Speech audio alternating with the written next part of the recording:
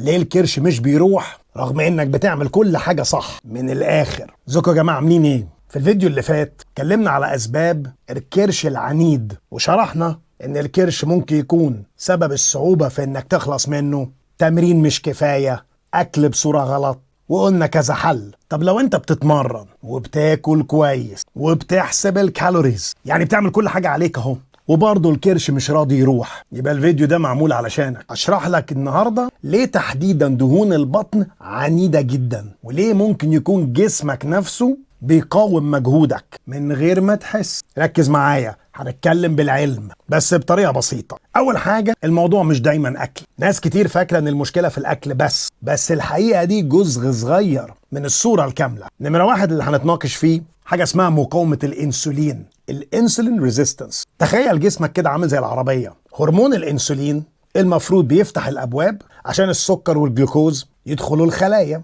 لكن لو الجسم فيه مقاومة انسولين الابواب دي بتقفل، فالجسم يفضل يفرز انسولين اكتر واكتر، وده بيخزن دهون خصوصا حوالين البطن. النتيجة الكرش العنيد مهما عملت ما بيختفيش. نمرة 2 التوتر وهرمون الكورتيزول. كل ما بتتوتر اكتر كل ما جسمك يفرز هرمون الكورتيزول اكتر، وهرمون الكورتيزول بيقول للجسم خزن دهون حوالين البطن، احنا في خطر. يعني لو شغلك فيه ضغوط كتير، نومك قليل، او حتى لو عندك علاقة مع حد مضايقاك، جسمك هيرد بانه بيخزن دهون حتى لو بتاكل كويس. نمرة 3 قلة النوم، بنتكلم فيها على طول. بتنام اقل من 6 ساعات في اليوم، جسمك يبدأ كده يلخبط في هرمونات الجوع والشبع. ايوه، في هرمونات اسمها كده. هرمون الليبتين بيقل اللي هو هرمون الشبع، وهرمون الجريلين بيزيد هرمون الجوع، فتحس انك جعان على طول. وفين اول مكان الجسم يخزن فيه؟ ايوه، حوالين البطن. نمرة 4 الرياضة مش دايما كفاية.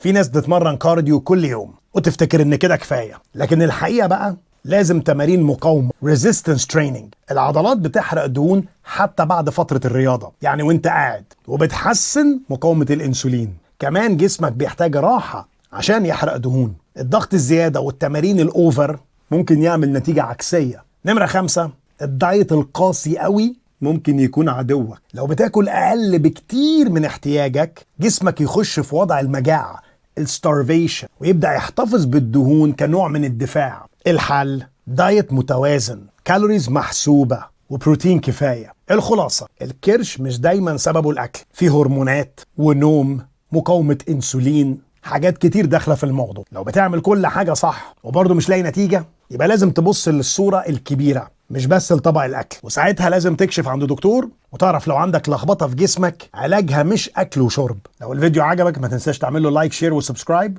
عشان غيرك يستفاد. وهو ده اللي الكرش مش بيروح مهما بتعمل. من الاخر